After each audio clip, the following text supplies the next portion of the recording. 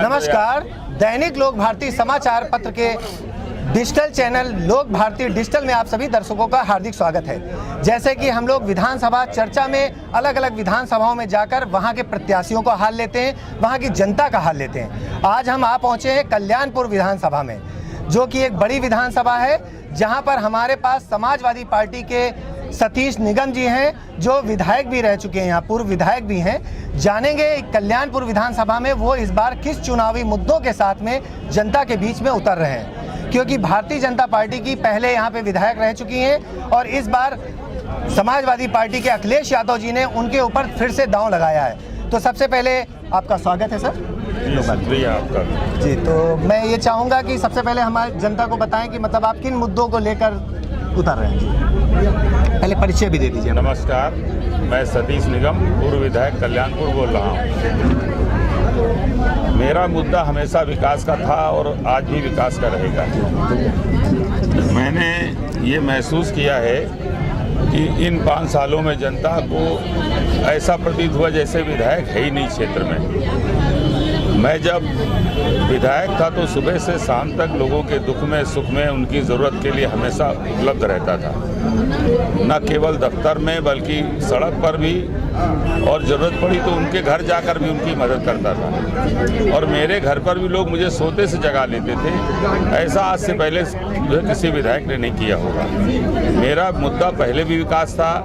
जिस वक्त मैं चुनाव जीता था तो मैंने कानपुर में मेट्रो लाने का काम किया, और दूसरी बात 660 मेगावाट का पनकी का पावर प्लांट लाया जो निर्माणाधीन है।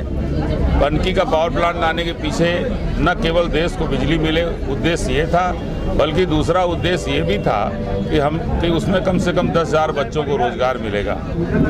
मेट्रो के पीछे भी यही था कि जब मेट्रो बनेगी तो हज़ारों हाथ आज उसमें काम कर रहे हैं, और जिस दिन बन के ये तैयार हो जाएगी तो तमाम बच्चे जो है उस पर जो है नौकरी करेंगे। आज भी जो चल रही मेट्रो तो हज़ारों बच्चे हमारे नौकरी कर रहे हैं। लोगों के जीवन में खुशहाली आई, यही मेरा सपना था। मैंने कार्डियोलॉजी में सैकड़ों बेड बढ़वाए, एयर कंडीशन OPD बनवाई, और हैलट में 100 बेड का न्यूरो साइंस सेंटर बनवाया। शिक्षा के क्षेत्र में मैंने आपकी HBTI को यूनिवर्सिटी बनवाया, और रामा हॉस्पिटल को मैंने डीम्ड यूनिवर्सिटी बनवाया, और गंगा बैराज से लखनऊ जाने का रास्ता बनवाया। बाद में उसको मंदना से भी जुड़वाया, और ये इसलिए किया ताकि लोगों को लखनऊ जाने में जो जाजमऊ और शुक्लागंज होकर जाना पड़ता था, वहाँ जाम में फंसते थे, परेशान होते थे। जितनी देर में लोग जाजमऊ जा पाते थे, अब इतनी देर में लोग एयरपोर्ट पहुँच जाते, हवाई अड्डे पहुँच जाते लखनऊ।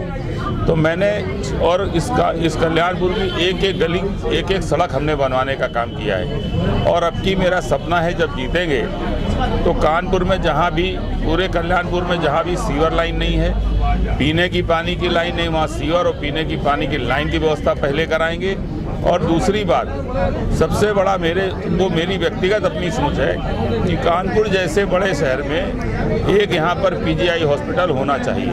PGI हॉस्पिटल ना होने की वजह से लोग संजय गांधी जाते हैं लखनऊ, और संजय गांधी हॉस्पिटल में जगह नहीं मिलती है और बेवक्त लोग इस दुनिया से चले जाते हैं। और दूसरी मेरी अपनी व्यक्तिगत सोच है कि यहाँ पर कोई गवर्नमेंट PG कॉलेज नहीं है, ये गवर्नमेंट PG कॉलेज भी लाने का काम करेंगे ताकि हमारी बहन बेटियों को पढ़ाई के लिए दूर नहीं जाना पड़े।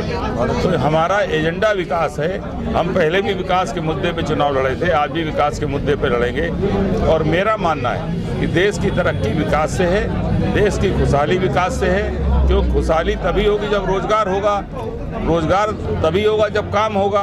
तो हम काम के ही मुद्दे पर हम लोगों के बीच खुशहाली लाना चाहते हैं और क्षेत्र का संपूर्ण विकास कराना चाहते हैं, और कल्याणपुर विधानसभा को मॉडल विधानसभा बनाना चाहते हैं। तो देखिए, बहुत अच्छा सतीश निगम जी ने बताया कि उनका जो मुद्दा है, जो जनता के बीच में जा रहे हैं, वो मुद्दा विकास का है।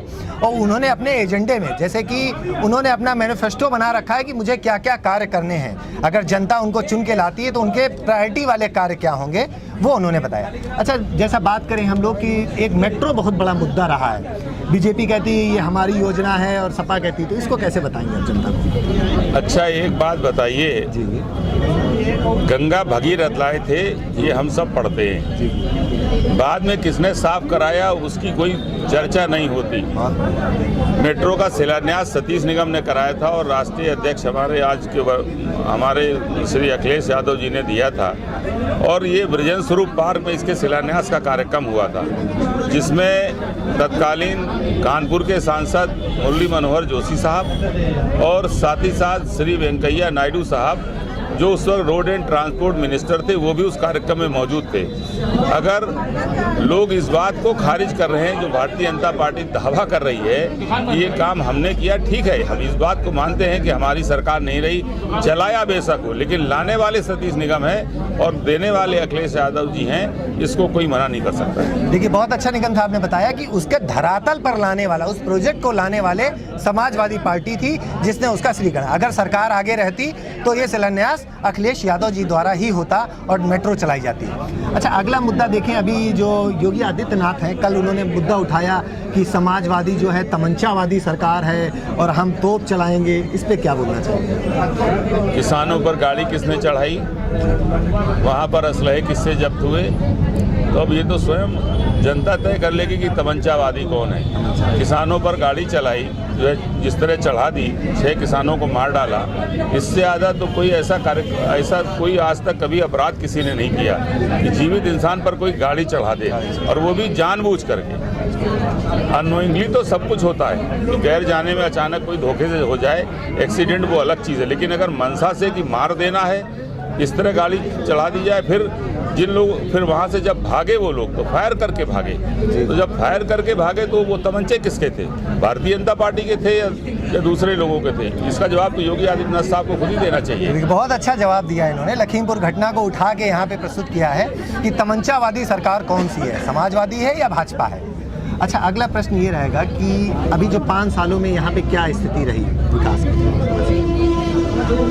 देखिए, अब इसका जवाब तो सही जनता देगी। एक बात कहना चाहता हूं कि इन 5 सालों में लोगों ने सबसे बड़ी बात ये महसूस किया है कि हमारी विधानसभा में जैसे विधायक है ही नहीं, और जब विधायक है ही नहीं, ये जनता एहसास तभी करती जब विधायक जनता के बीच कभी नहीं जाता।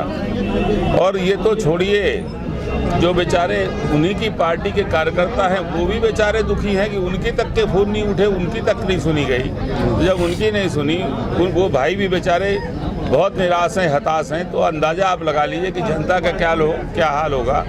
और खुद तो गई नहीं, और जो दरवाजे पर गया उसको अपमानित जो है करके भेजा गया। तो जनता अब वक्त आ गया है, जवाब देगी। और मेरा मानना है कि जिस तरह से हमारा व्यवहार पिछले 15 सालों में लोगों ने यहाँ पर देखा है, कल्याणपुर की जनता को हम अपना परिवार मानते हैं, और हमने हमारे रिश्ते किसी से पिता पुत्र के रिश्ते, किसी से माँ बेटे के रिश्ते, किसी से भाई बहन के रिश्ते, किसी से भाई भाई के रिश्ते, और किसी के हम चाचा ताऊ लगते हैं। तो ये हमारे जो परिवार के रिश्ते हैं, हमारा ये चुनाव परिवार के रिश्तों पर होता है, पार्टी के रिश्तों पर बाद में, पहले मेरे परिवार के रिश्तों पर चुनाव होता है। और मैं ये दावे के साथ कह सकता हूँ, मेरे रिश्ते जीतेंगे। हमारे भाई हैं, हमारी जो बहनें हैं, वो मेरे लिए काम भी करेंगी, हमें वोट भी देंगी, हमारा समर्थन भी करेंगी, और हमारे जो पिता समान हैं, हमारी माँ समान हैं, वो हमको आशीर्वाद देंगी, और निश्चित रूप से हम चुनाव जीतेंगे। तो ये हमारे रिश्तों का चुनाव है। हमारा चुनाव दूसरे चुनावों से बिल्कुल भिन्न और अलग है। देखिए, बहुत बढ़िया बताया उन्होंने। विधानसभा में कार्य तो किया है, कार्य के साथ पारिवारिक संबंध बनाए हैं। कोई पिता है, कोई माता है, कोई भाई है, तो कोई चाचा है। तो इस मुद्दों को लेकर वो चुनाव को लड़ेंगे। जैसे कि आपके राष्ट्रीय अध्यक्ष जी ने बहुत सारी घोषणाएं करी हैं कि उनकी सरकार अगर आती है तो 300 यूनिट बिजली फ्री होती है, वृद्धा पेंशन स्टार्ट होगी। तो इसके बारे में क्या कहेंगे, तो इसका क्या लाभ मिलेगा? देखिए, आम आदमी और गरीब आदमी, एक बात तो सबसे पहले ये समझ लेना चाहिए कि उत्तर प्रदेश में बिजली पूरे देश से ज़्यादा महंगी है। पूरे देश से ज़्यादा महंगी बिजली उत्तर प्रदेश की है। हमारे राष्ट्रीय अध्यक्ष जी को लगा कि जो गरीब आदमी हैं बिजली का बिल नहीं दे पाते। जैसे ही पहली तारीख आती है और जब उनके मोबाइल पर मैसेज आता है, तो गरीब आदमी सब कुछ छोड़ करके पहले कैसे बिल जमा करे, इसमें परेशान हो जाता है। और मालूम पड़ा कि बिल तो 1000, 1200, 1500 रुपये है, लेकिन उस बेचारे की पूरा सिस्टम बिगड़ जाता है। क्यों? मजदूरी है, कोई छोटा मोटा कारोबार कर रहा है, कभी कारोबार नहीं चला, कभी उसको मजदूरी नहीं मिली, लेकिन बिजली का बिल नहीं देगा, सारा जीवन रुक जाएगा। तो पता लगा परेशान होता था। इसको दृष्टिगत रखते हुए हमारे राष्ट्रीय अध्यक्ष अखिलेश यादव जी ने घोषणा की है कि 300 यूनिट बिजली हम गरीबों को फ्री देंगे। अगर 300 यूनिट बिजली फ्री हो जाएगी तो मेरा मानना है कि विधानसभा के 70 से 80% गरीबों को बहुत बड़ी राहत मिलेगी और इससे उनके जीवन में कुछ न कुछ आसानी आएगी। और 1500 रुपये पेंशन की है और वृद्धावस्था पेंशन नहीं है, वो सारी महिलाओं के लिए पेंशन की जो गरीब हैं, उनकी उम्र कोई भी हो, उनकी जाति कोई जो है कोई भी हो। तो अगर 1500 रुपये महीने पेंशन मिल गई, बिजली का बिल माफ़ हो गया, तो महीने में 3-4 हज़ार रुपये का फ़ायदा उन गरीबों को हो जाएगा, जिससे वो टेंशन में रहते थे, परेशान रहते थे। उन परेशानियों से उनकी निजात मिलेगी। ये हमारे पार्टी का बहुत सराहनीय कदम है, हम इसकी प्रशंसा करते हैं। तो बहुत अच्छा, देखिए सतीश निगम जी ने जितने भी हमारे प्रश्न थे उनका बेबाकी से जवाब दिया है और फिर से उन्होंने संदेश दिया है कि जनता जो उनको परिवार की तरह उन्होंने इस विधानसभा की जनता को माना है कि उन्हें पूर्ण बहुमत से विजयी बनाए और विजयी बनाकर फिर से विधायक बनाने की कोशिश करें। बहुत बहुत धन्यवाद जी, शुक्रिया लोक आपका भारती भी में आने धन्यवाद। का। और हमारे दर्शकों को मैं बताना चाहूँगा कि इस डिजिटल चैनल में इस खबर को देखेंगे, साथ में हमारे ई पेपर जो हमारा समाचार पत्र है उसमें भी आप इस इंटरव्यू को देख सकते हैं। बहुत बहुत धन्यवाद।